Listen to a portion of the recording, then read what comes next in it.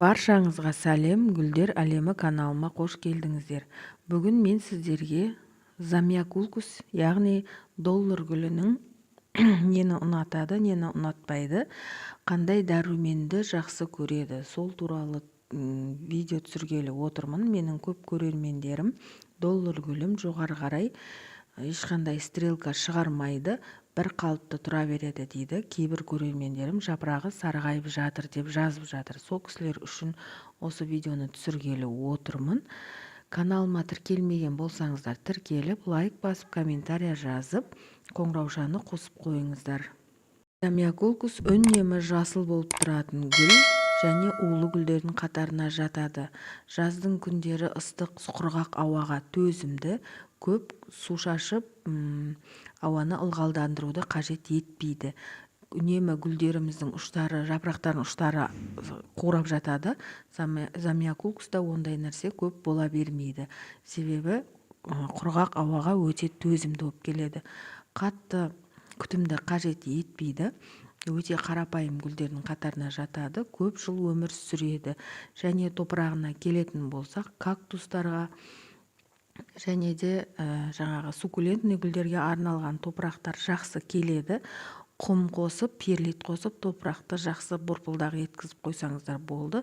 Топырағы су сорғыш және де ауа өткізгіш болса өте керемет болады. Астына дренаж жасауды ұмытпаңыздар, себебі картошкасы болғандықтан дренаж өте қажет. Егер дренажға керамзит жақсы, әрине керамзит болмаса, басқа да заттардан дренаж жасасаңыздар болады.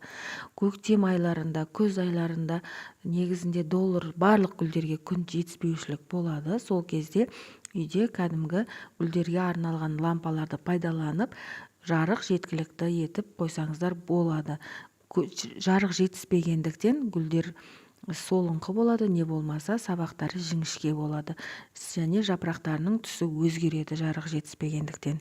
Өсу процесі де баяулайды, не болмаса мүлдем тоқтап қалуы мүмкін. Ал енді замиакулкустың суына келетін болсақ, замиакулкустар, долларлар, бұлар суды өте аз ішеді, және де аз-аздан құйғандарыңыз дұрыс. Топырағын кептіріп барып құйғанымыз дұрыс болады, себебі астында картошкасы, егер сіз суды көп құйып жіберетін болсаңыз, картошкасы шіріп кетеді. Сол себептен топырағын алдымен тексеріп алып, суды аз-аздан бергеніміз дұрыс болады. Қатты былшылдатып, астынан тарелкасынан су аққанша суғарудың қажеті жоқ. Неғұрлым суды аз құйсаңыз, соғұрлым долларыңызға өте пайдалы, жақсы болады. Көз айларында, қыс айларында су құюды мүлдем азайтамыз, себебі күн қысқарады және жарық азаяды. Сол себептен топырақтың кебуі де баяулайды. Бөлме гүлдері жаздың күндері әсіресе дәруменді қатты қажет етеді. Соның қатарында осы доллар гүлімізде бар. Себебі өсу процесі баяулап, не болмаса өсу процесі тоқтаған кезде әсіресе жаздың күндері көбінше дәрумен беруіміз керек. Үнемі ай сайын дәрумен беріп отыруды қажет етеді. Замиакулкус жасылдығы жақсы өсу үшін бұларға азот өте көп қажет екен. Себебі азот бұл сабағының жақсы өсуіне және жапырағының жақсы дамып, жасыл, қанық жасыл болуына өте пайдасын тигізеді екен. Сол себептен бұларға калий, кальций және көптеген минералды заттар өте керек. Соның ішінде үйде қолжетімді заттармен де көптеген качественный дәрумендер жасап беруге болады. Қарапайым аммиак, аптечный аммиакты аласыз, 1 литр суға чайный ложкасын араластырасыз. Жылақ-жылап араластырғаннан кейін чайный ложканың ұшыменен лимонный кислотаны араластырып, жақсылап араластырып ерітіп 10-15 минут қойып қоясыз. Бұл дәруменді замиакулкустар, яғни долларлар өте қатты жақсы көреді. Бұның құрамында көптеген азот, көптеген минералды витаминдер бар. Және де қандай дәрумен бермес бұрын жақсылап топырақты ылғалдап, гүлді жақсылап суғарып аласыз. Жақсылап суғарып алғаннан кейін 1 сағат, жарты сағаттан кейін барып дәруменді құясыз. Бұл дәруменді жаздың күндері 14-15 күнде берсеңіздер болады. Себебі 14-15 күнде егер сіздің гүліңіз шөлдесе, алдымен жақсылап суғарып аласыз. Содан кейін осы дәруменді құйып тұрсаңыз болады 14-15 күннің арасында.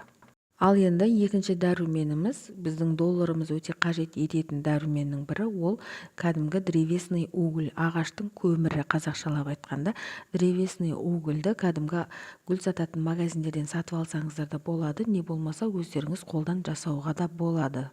Древесный угольді қалай пайдаланамыз? Древесный угольді әбден жақсылап ұнтақтап үгітіп аламыз, және де бұл ұнтақталған түрін біз топыраққа қасықпенен салып араластырып қойсақ та болады.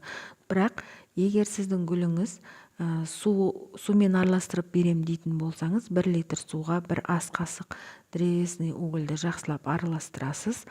Оған 1 чайный ложка үй жағдайындағы уксусты қосасыз.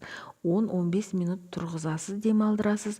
Және де бірінші гүліңізді 20 жарты сағат, 1 сағат бұрын суғарып алған топыраққа гүліңіздің тамырына құйып шығасыз. Өте пайдалы көптеген дәрумендер бар. Уксус жаңағы древесный угольдің сумен әрекеттесуіне көбірек әсер етеді, және де жақсы әсер етеді. Древесный уголь тамырдың шіруінен, көптеген зиянды нәрселерден сақтайды, бүкіл инфекциялардан сақтайды. Бұл дәруменді кезектестіріп, азотный дәрумендермен кезектестіріп берсеңіз болады. 3-4 аптада бір берсеңіз жетеді. Және де келесі тағы бір дәруменіміз, кәдімгі осы ағаштың ұнтақталған әбден жанып кеткен күлін 1 қасық 1 литр суға араластырасыз, ас қасық араластырасыз. Жақсылап араластырып болғаннан кейін бұғанда кәдімгі үй жағдайындағы чайный ложка менен 1 қасық уксус қосасыз. Және де жақсылап араластырып болғаннан кейін 2-3 сағат тұрғызасыз. Бұл дәруменді де 3-4 аптада бір рет берсеңіз болады.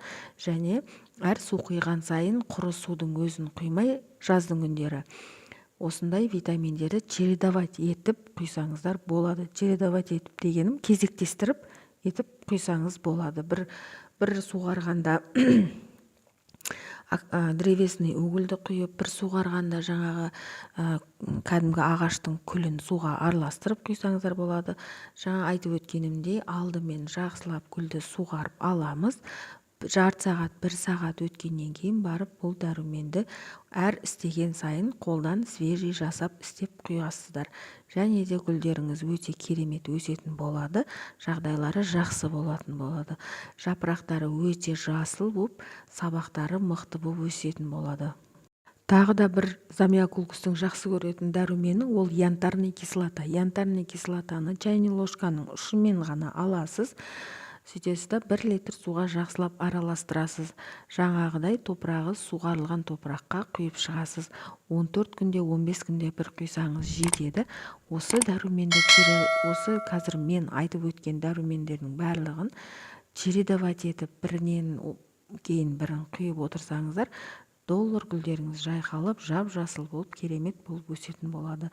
Янтарный кислотада олда жақсы жаңа сабақ шығаруға, және де мықты сабақ шығаруға өте пайдасы көп, көмегі өте көп. Осы дәрумендерді пайдаланып, үй гүлдеріңіздің жағдайын жақсартсаңыздар болады.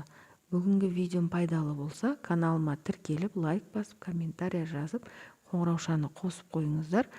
Алда қызықты түрлі видеолар күтіңіздер. Соңына дейін көргендеріңізге рахмет.